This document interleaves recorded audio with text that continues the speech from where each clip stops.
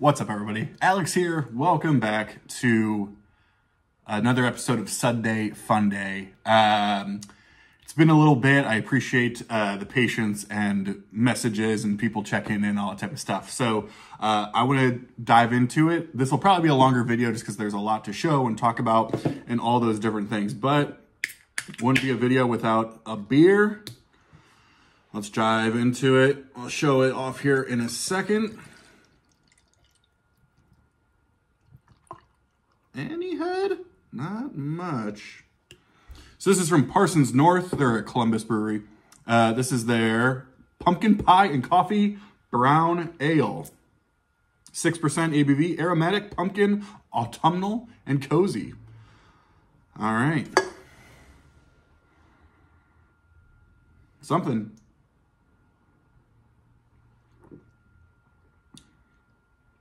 That'll work. I won't go too much into it. We got a lot of records to show. So, a lot to go through in this video. First and foremost, a contest update. Yes, I am in the middle of a contest. I accidentally made the contest last too long, but I don't want to change the date on it. So the contest goes through January 5th. It is celebrating my 1 year on YouTube making videos. And just a shout out for the 24 entries into the contest. Those will all be listed below. So if you entered and you don't see your name, please let me know. But I also want to read these off really quick. Catherine S., Glen Kellaway from the basement, Jack the music guy, Northern vinyl guy, French vinyl addict, vinyl Martini, Embryonic robot, music is a journey, Richard S., Chris Propfe, musically obsessed, Northern Revolutions, the Flipside vinyl community with JC, careful with that Axe Eugene, physical format rock and roll, MegaJeff's hard rock vinyl, Andy Ford, Two from the Trunk, thanks Tony, Rachel's Ghost, North Carolina vinyl picker, the Auditory vinyl, the Vinyl Den, Chris from Rekkid Talk, Flat Round and Spun, appreciate you Trevor, and Chris over at Stylus Meets Vinyl. So I think that's all of them. Again, they'll be listed below, along with the year that they picked. I do want to say, interestingly enough, we have a tie for the most popular year with 1969 and 1984. So I'm trying to get a little bit creative here of what I want to do with like the winning year. By winning year, I mean whatever year is most popular at the end of the contest. Maybe I'll show some of my favorites, or maybe the winner will get my favorite record of that year. I don't know. I haven't decided yet. So yeah, just a sincere thanks to everybody who has entered. And yeah, we'll get this computer out of the way and dive in. So next, and maybe if you're not a jazz fan, that is the time to check out and or fast forward. But this past week, we did lose two pretty huge jazz legends. You know, for people who are into jazz, and I'm by no means a, you know, scholar or I don't really know anything about, well, really anything in this world, but to me, jazz was something that I started getting really interested in when I started collecting and listening more, and it has been really fun and rewarding, especially because so many of the people from, you know, the 50s, 60s, 70s, etc., have already passed on, and there's not a ton that are left. And so when those people are continuing to pass on, it's just, you know, sad. It's like the end of an era. And so we lost two giants of the jazz world this past week at age 98 and 99, I think, respectively. The first one was Lou Donaldson, amazing saxophone player. And then the second was Roy Haynes, the drummer, who has been on a gazillion records. And so I just really quick wanted to show the records that I have that reflect those two sort of legends. And so I only have two Lou Donaldson records. The first one is sort of, I guess, what has become his, you know, magnum opus, whatever you want to call it, but Blues Walk. I think this was 58, maybe 57, something like that. Yeah, I mean, an amazing, amazing jazz record. This is part of the Blue Note Classic series from a couple of years ago.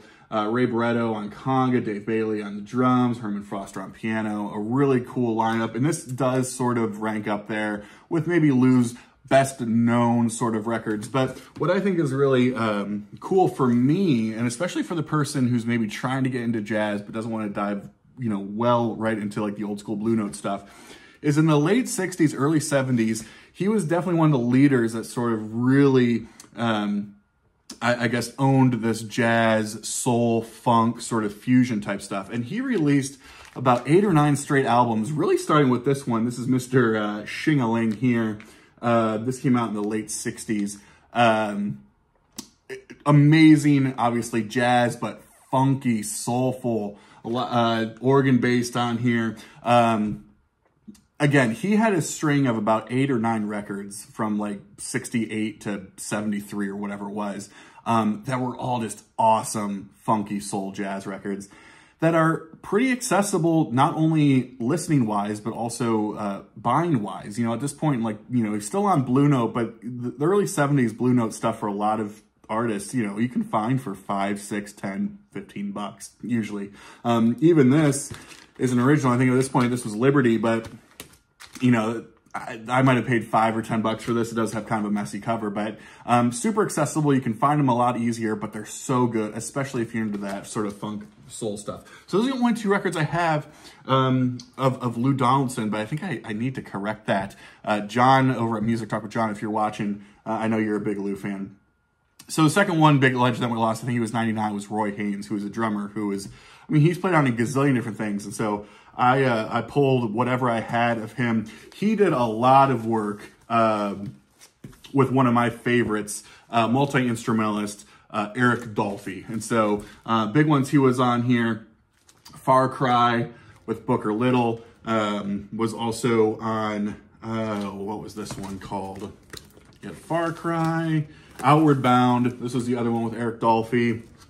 I had a huge Eric Dolphy kick for a minute there, where I was like buying all those like prestige type things. He was also really, he played a lot with Oliver Nelson. And of course this one, Oliver Nelson and Eric Dolphy, Screaming the Blues. This was on Prestige.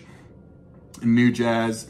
Richard Williams was on here. I think we just lost him a couple years ago too. But yeah, Oliver Nelson, amazing, amazing record here. This has Eric Dolphy on it and Roy Haynes. One of the best jazz records. This is sort of what has become, you know, almost like the artistic expression of Oliver Nelson, has been Blues in the Abstract Truth. This was an Impulse reissue from the Acoustic Sound series a couple of weeks ago. But yeah, Roy Haynes, Eric Dolphy, Paul Chambers, Freddie Hubbard, and Bill Evans. So if you don't have this record, this is an incredible, incredible record, and I think still in print. Another Eric Dolphy out there. Amazing, amazing stuff. Eric Dolphy is a little bit out there, but not all of it is totally out there. You know, Out to Lunch has got a lot of beeps and boops and stuff like that. That stuff is not as out there as Out to Lunch is. But yeah, I show this artist a lot. He's from Columbus. He's someone I want to be a completist with, and that is Rahsaan Roland Kirk. I think at this time it was still Roland Kirk.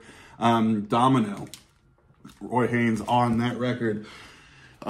Amazing, amazing live record. This was one of my favorites that Vinyl Me Please actually did. And it's the live record from Alice Coltrane in 1978, Transfiguration. I think this was originally maybe on Warner Brothers at that time.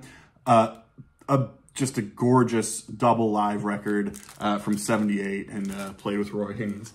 Here was a Blue Note Tone Poet from several years ago. Trio, amazing, beautiful, beautiful, beautiful, with Chick Corea. Now He Sings, Now He Sobs. This is from 1968, I believe, on Solid State. That Blue Note obviously has sort of the rights to. Obviously, Chick Corea on piano, Roy Haynes on drums, and then Miroslav Vidas on acoustic bass. This is an amazing, amazing record. Another really great jazz record here, Jackie McLean, Destination Out. Yeah, amazing stuff. This one has Jackie McLean, obviously Bobber Hutchinson on vibes. I've been showing him a lot. Larry Ridley on bass, and Roy Haynes obviously on drums. So that is all of the Roy Haynes and Lou Donaldson stuff I have, but wanted to give sort of a shout out to them and sort of reflect stuff that I had from them. So a couple of nights ago, we'll completely switched up here. A couple of nights ago, I got a chance to see one of my favorite bands. I don't know where they fall in the top 15 or 20, but one of my favorite more current bands, or contemporary bands, I guess, is the great LA band Dawes, led by Taylor Goldsmith and kind of backed by his brother Griffin Goldsmith on drums. They sort of debuted on the set around 2009, I think, was their debut. And I've just always loved them. I'll show their albums that I have, but I got the chance to see them on this past Thursday, and it was just so great to see them for the first time. Admittedly, I sort of stick within their first like 4 or 5 records. I'm not crazy about any of the more recent ones, but all of their records have some good stuff on there for sure. So I want to show this. So this is what they're touring for right now. This is Oh Brother. Believe it or not, I think this is their 9th record. Oh Brother, my guess is that's sort of alluding to it just being him and his brother at this point. I think 2 original members had just left last year or the year before or something, so kind of getting back to it. So I picked up this record because this is the record they're touring for, and I kind of have a thing, if I see a band or see an artist, I want to buy the album that they are touring to support, that I'm, you know, the show that I'm going to. In the grand scheme of their records, I'm not really crazy about this record. Again, all of their stuff has some good stuff on it, but to me, this is like their like laid back, like party record. I mean, it starts with Mr. Los Angeles. You have, you know, House Parties. You know, it's like, this is like their Party LA album, which, you know, more power to them or whatever. There's some great tracks on here. I do love King of the Never Wills. Still Stranger Sometimes is great. But of course, for the show itself, heavily relied on this album because it is the most recent one. So yeah, I'll show it. I don't know if it's going to end up anywhere in my top 15 or even 20 for the end of the year, but we'll show it. It is Oh Brother. Here's a record that came out several years ago that has actually grown on me. This is Good Luck With Whatever. The title track is great. One of my favorite songs that they actually did play the other night is St. Augustine at Night.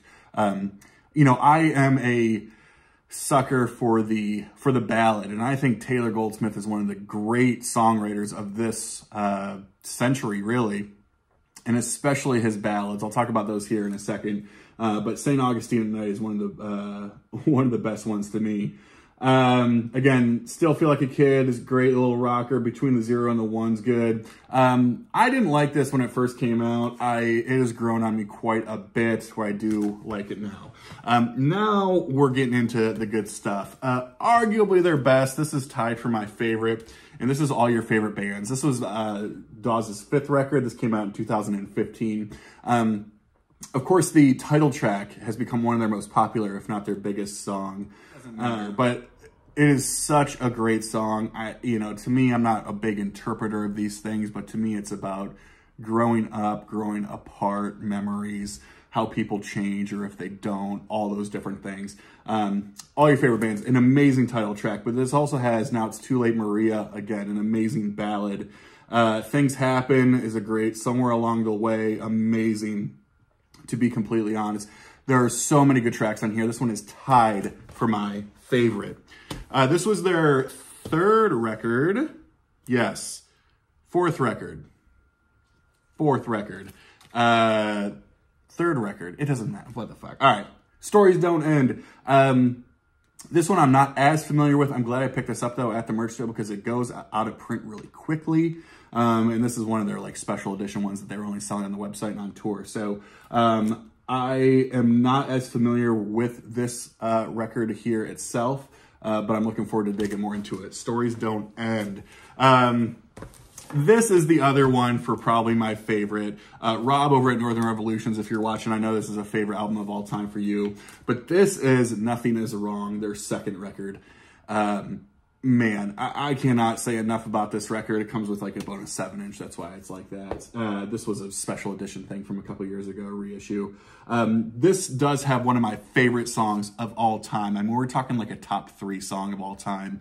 A Little Bit of Everything, which again, ballad, just piano based. It is like the best song that Warren Zevon never wrote.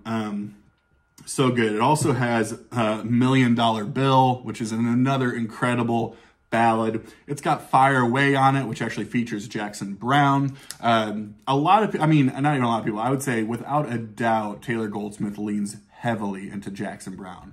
The influence is obviously there, and it shows big time on records like this. If I wanted someone amazing, this is such a good record, probably my favorite, or at least tied with All Your Favorite Bands.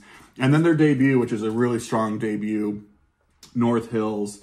This came out, I believe this was 2009, which was their debut. And so I love this. This would probably, if I was going to rank these things, this would probably be my 3rd favorite album of theirs. When My Time Comes was sort of like the hit off of here.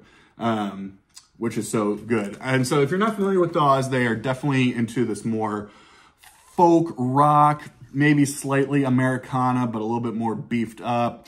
Certainly indie in a sense. I think they were signed to ATO Records for most of their career. And I think certainly depending on where you get into them, their first, again, 4 or 5 records were definitely a little bit more folky, rock, Laurel Canyon sort of based.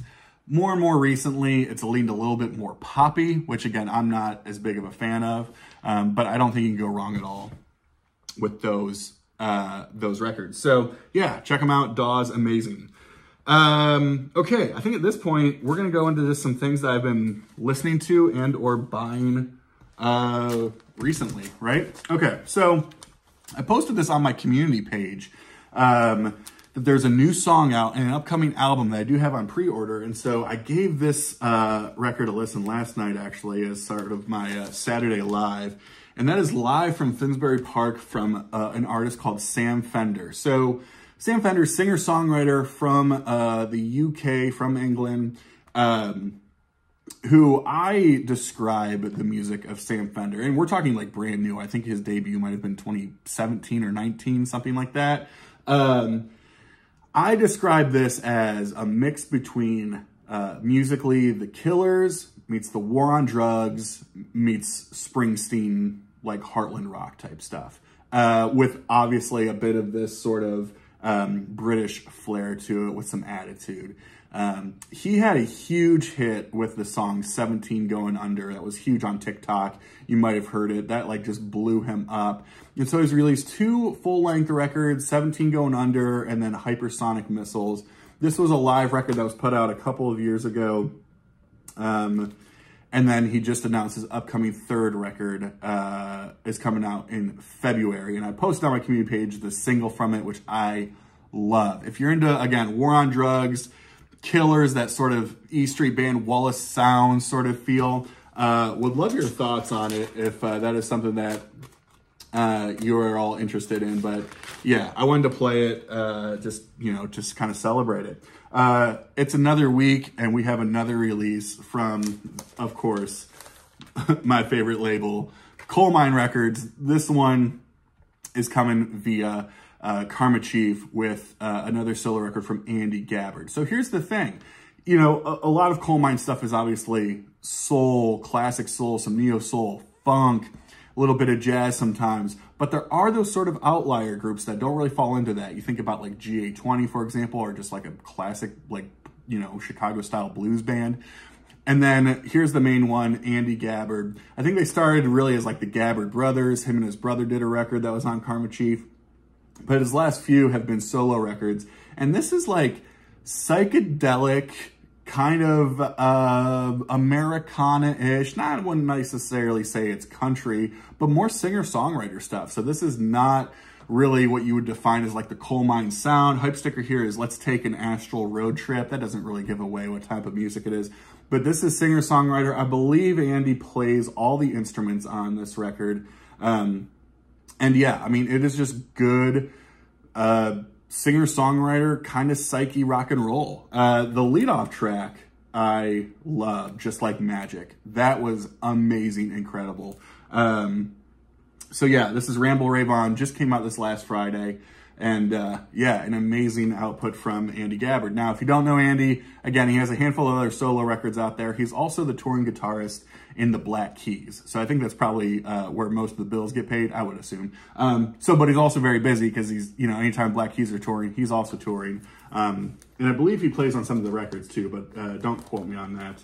So yeah, newest from the Coal Mine family and Andy Gabbard. Next, well, you know, everybody's showing this. I was thinking about jumping on and also showing it and getting my views and, you know, striking while the iron's hot and all that type of stuff, but I didn't. But I gotta be honest with y'all, I fucking love this record so much. This is up there for album of the year for me. I'm not even really a fan of The Cure. I have maybe 2 of their records. This just hit the right way at the right time with the type of music I was into, the type of mood I was in. Absolutely loving this. And again, I know everybody and their brother has posted about this record, but yeah, the latest from The Cure, I fucking love. I do. Let's see. Last ones I'll show here are some the latest additions in my whole dream pop shoegaze sort of obsession. And so thanks everybody for the recommendations on a video that I posted a while ago asking for more recommendations here.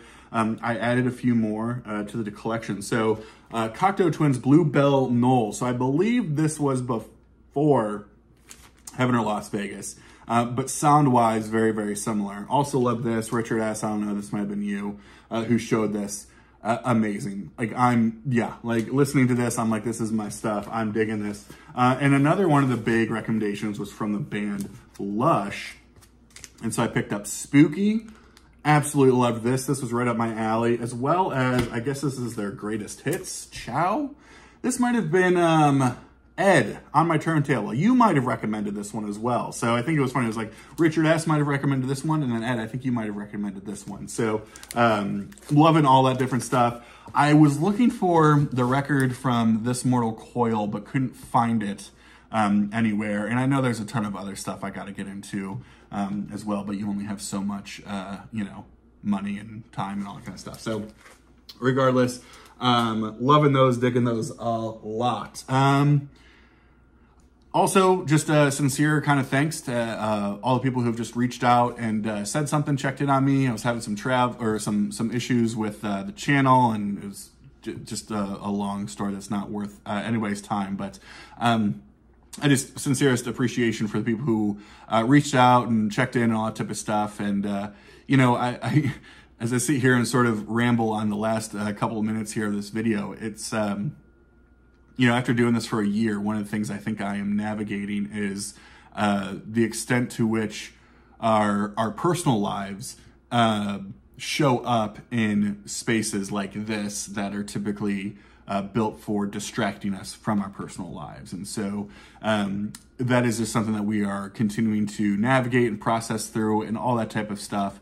We certainly put on a face here a lot. That's what it's about. But and I recognize that most of you out there are complete strangers, and I really appreciate that too. But I just wanted to put that out there, that is an ongoing sort of challenge that I know a lot of people that do the whole YouTube thing deal with. So just a sincere thanks for those who have reached out or have said things. I really appreciate it. And yeah, it feels good to get back on here and make a video again. So just thanks for the support and all that kind of stuff. So with that, hope everybody has a really good week. And yeah, thanks again, and listen to great music and all that good stuff. We'll see you on the next one. Cheers, y'all.